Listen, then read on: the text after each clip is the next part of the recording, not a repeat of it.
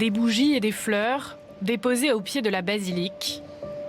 Au lendemain de l'attentat, les Niçois, riverains et paroissiens viennent rendre hommage aux 3 victimes.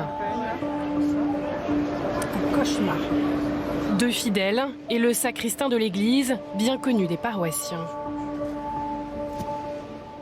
Marie habite à quelques rues de la basilique Notre-Dame.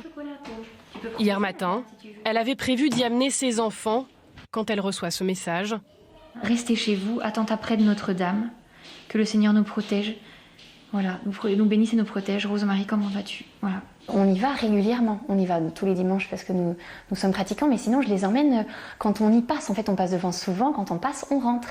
On va juste dire bonjour à Jésus ou on va juste saluer la Vierge Marie. Et ça, c'est pas nouveau que les chrétiens soient persécutés, mais là je trouve que dans une église, c'est vraiment, là du coup la cible elle est identifiée et on est ciblé vraiment. S'il y a bien un endroit où on est censé se sentir en sécurité, c'est l'église. Et là on va y rentrer parce qu'on va continuer à y aller, mais on aura peur, on aura un peu peur. On réagira pas par la violence, hein. On va pleurer et puis c'est tout ce qu'on fera. Et on priera beaucoup.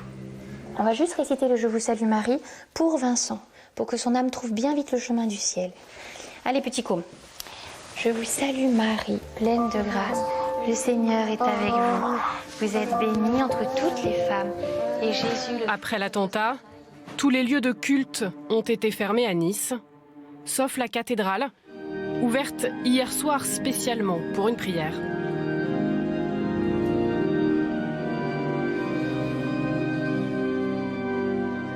Pour porter la prière d'une ville, la prière d'une communauté chrétienne, la prière pour tous et pour chacun.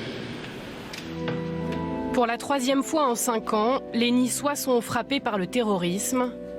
Des militaires de Sentinelle en 2015, la promenade des Anglais le 14 juillet 2016 et cet attentat hier. Pour les Niçois présents, le climat est insupportable.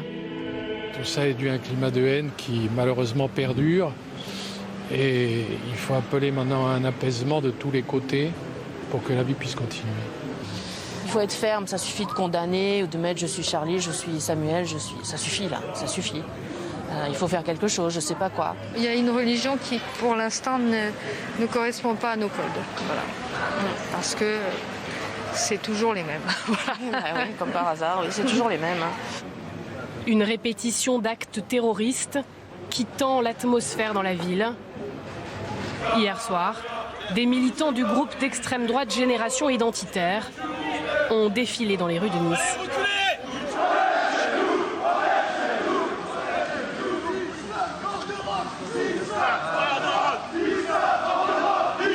Des images et des propos qui inquiètent le représentant du culte musulman du département. Il exprime son choc et sa tristesse après l'attentat et en appelle à l'unité. Et les musulmans d'ici, ainsi que les chrétiens, ainsi que les Français tout court, on a un vécu ensemble qu'on doit sauvegarder.